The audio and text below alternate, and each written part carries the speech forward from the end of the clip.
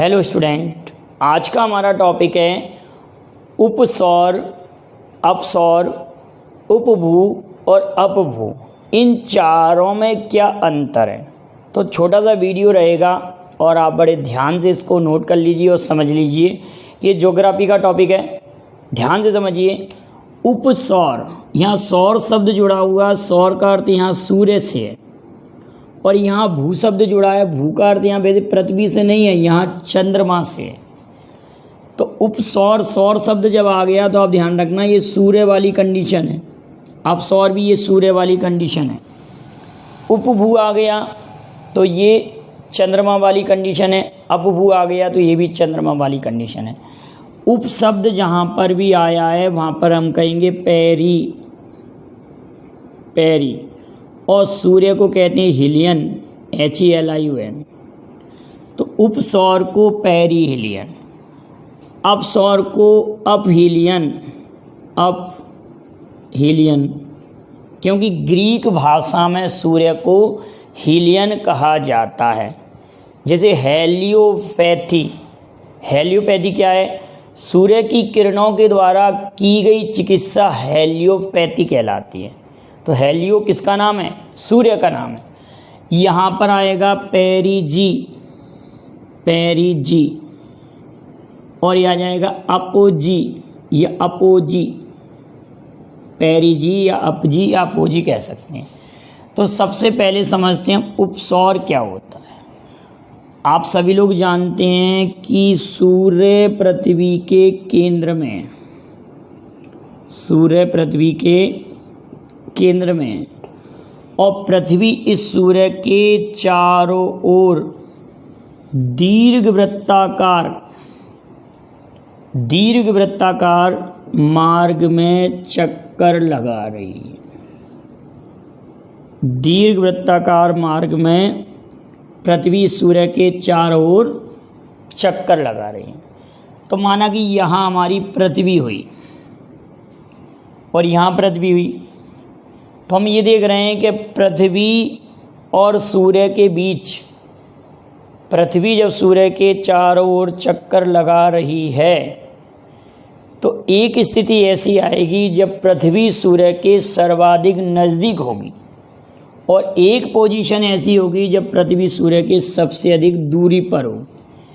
जब पृथ्वी सूर्य के सबसे अधिक नज़दीक होती है तो हमारा क्या बना है? छोटा ऊ, उपसौर कहते हैं। पृथ्वी सूर्य के सबसे नज़दीक जब होती है तो उसको हम क्या कहते हैं? उपसौर। पृथ्वी सूर्य के सर्वाधिक नज़दीक होती है तो उसको कहते हैं हम उपसौर। नज़दीक होना उपसौर। क्लियर है? याद कर लेंगे आप लोग। पृथ्वी जब सूर्य के सबसे नज़दीक होती है तो क्या कहलाता? उपसौर। इसको पेरी हिलियन। और ये कंडीशन होती है 3 जनवरी को, वर्ष में एक बार। 3 जनवरी को पृथ्वी सूर्य के सर्वाधिक नज़दीक होती है, इसको कहते हैं हम उपसौर। अब अगली बात आती है कि एक स्थिति ऐसी होती है जब पृथ्वी सूर्य से सर्वाधिक दूरी पर होती है। ये अर्थ है, हमारी पृथ्वी है, ये भी अर्थ है। राउंड लगा रही है सूर्य के चारों ओर, चक्कर लगा रही दीर्घवृत्ताकार मार्ग में। पृथ्वी सूर्य के चारों ओर दीर्घवृत्ताकार मार्ग में चक्कर लगा रही है, तो ये दूरी सर्वाधिक है। तो ये दूरी क्या कहलाती है? अपसौर। क्या कहलाएगी? अपसौर, जिसको कहते हैं हम एप हिलियन या एपी हिलियन। एप हिलियन कहेंगे इसी को हम,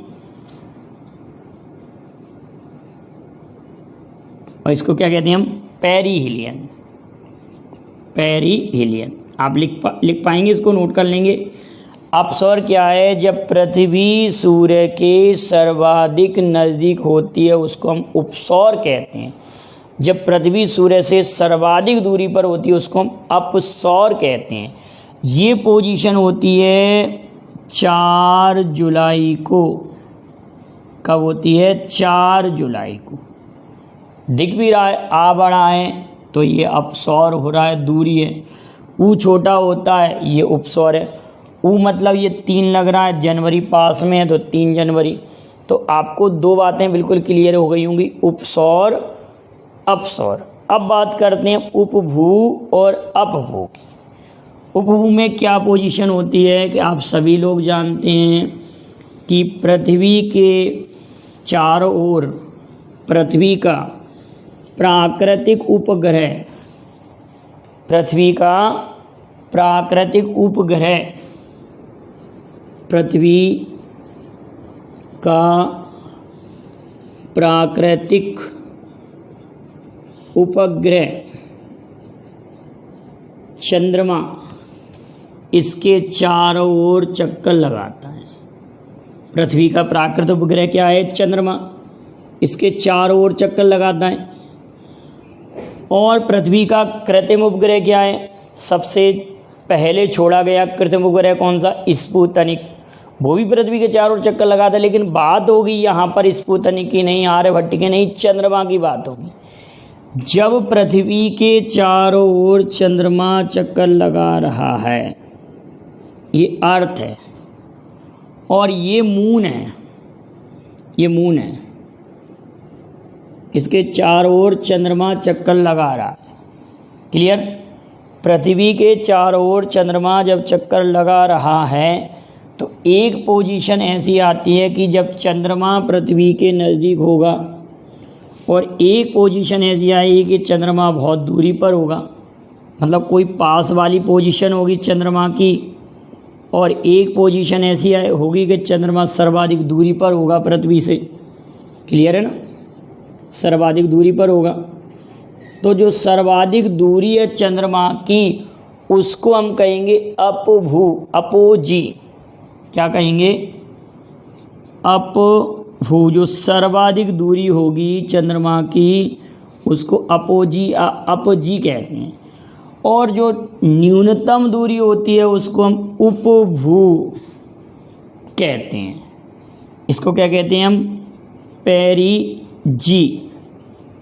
उपभू अपभू। क्लियर? यहाँ पर चंद्रमा पृथ्वी से सर्वाधिक दूरी पर है अपभू में, और उपभू में निकटतम दूरी पर है। अब बात आएगी, आप कहेंगे सर कोई तारीख होगी इसके लिए, हम कितनी तारीखें दे सकते हैं?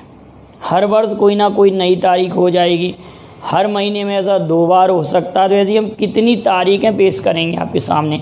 तो इसकी कोई फिक्स डेट नहीं होगी, लेकिन सूर्य के नज़दीक और दूर होने की एक फिक्स डेट होती है, 3 जनवरी और 4 जुलाई वाली। तो इतनी बात आपको क्लियर हो गई होंगी कि अपभू क्या है, उपभू क्या है, उपसौर क्या है, अपसौर क्या है। और आपको ये वीडियो पसंद आए, लेकिन एक क्वेश्चन का आंसर आप कमेंट करेंगे कि 4 जुलाई को कौन सा देश अपना स्वतंत्रता दिवस मनाता है और वह कब स्वतंत्र हुआ था, और उस देश ने 10वीं जनगणना पहली बार कराई तो किस वर्ष कराई। अब आप समझ गए होंगे मैं किस देश की बात कर रहा हूँ। 4 जुलाई को जब पृथ्वी और सूर्य के बीच की अधिकतम दूरी होती है, तो 4 जुलाई को किस देश का स्वतंत्रता दिवस पड़ता है। और आप लोगों को उपसौर, अपसौर, उपभू, अपभू क्लियर होगा। अब छोटी सी बात और करते हैं आपके सामने हम। एक आपने पढ़ा होगा सूर्य केंद्रीय संकल्पना, और एक आपने पढ़ा होगा भूकेंद्रीय संकल्पना। तो सूर्य केंद्रीय संकल्पना में क्या होता बेटा? पहले ये माना जाता था कि पृथ्वी केंद्र में है, अर्थ हमारे सेंटर में है, और सन इसके चारों ओर राउंड लगा रहा है, ये माना जाता था। प्राचीन समय में पृथ्वी केंद्र में है और सूर्य इसके चारों ओर चक्कर लगा रहा है, ऐसी संकल्पना थी। तो इस संकल्पना को हम क्या कहते हैं? भूकेंद्रीय संकल्पना, जियोसेंट्रिक कॉन्सेप्ट। याद रखेंगे आप लोग। तो ये आप जरा कमेंट करेंगे कि ये संकल्पना किसने दी थी। लेकिन इसका जस्ट अपोजिट क्या होता है? अगर मैं ऐसा कहूँ कि यहाँ पर सूर्य केंद्र में है, यहाँ क्या है? सूर्य केंद्र में है और पृथ्वी इसके चारों ओर चक्कर लगा रही है, पृथ्वी इसके चारों ओर चक्कर लगा रही है, तो इसको कहते हैं हम सौर केंद्रीय संकल्पना। क्या कहते हैं? सौर केंद्रीय संकल्पना, जिसको कहते हैं हम हेलियो, वो जियोसेंट्रिक था, हेलियोसेंट्रिक कॉन्सेप्ट, क्योंकि सूर्य को हम लैटिन भाषा में या ग्रीक भाषा में हेलियो कहते हैं, हेलियोसेंट्रिक कॉन्सेप्ट। आपको मालूम होगा कि सर्वप्रथम गैलीलियो गैलीली ने इसके बारे में कहा था। जब गैलीलियो गैलीली ने इसके बारे में कहा था कि सूर्य केंद्र में है, पृथ्वी इसके चारों ओर चक्कर लगा रही है, तो उसको सज़ा दे दी गई थी। गैलीलियो गैलीली को सज़ा दे दी गई थी। बाद में जब मालूम चला कि नहीं, गैलीलियो गैलीली की ये संकल्पना सही थी, ये संकल्पना सही थी, जब तक काफ़ी देर हो चुकी थी जब ये माना गया। तो देखिए ज़रा प्राचीन समय और वर्तमान समय की पोजीशन देखिए, जानकारी के अभाव में हम क्या मानते थे और आज के संदर्भ में क्या मानते हैं। तो वर्तमान में कौन सा कॉन्सेप्ट माना जाता है? हेलियोसेंट्रिक कॉन्सेप्ट, जिसमें सूर्य केंद्र में है, पृथ्वी इसके चारों ओर चक्कर लगा रही है, और पृथ्वी के साथ साथ अन्य जो 8 ग्रह हैं, बुध, शुक्र, पृथ्वी, मंगल, बृहस्पति, शनि, अरुण, वरुण, ये ग्रह हैं। और प्लूटो का आपको मालूम है ग्रह का दर्जा समाप्त हो गया। तो ये भी कमेंट करेंगे कि प्लूटो का ग्रह का दर्जा कब समाप्त किया और किस स्थान पर प्लूटो का ग्रह का दर्जा समाप्त हुआ। तो वर्तमान में मान्यता प्राप्त 8 ग्रह। ये सब बातें आपको क्लियर हुई हों, पसंद आया हो तो इसको लाइक शेयर ज़रूर करेंगे। Thank you very much. जय हिंद, जय भारत।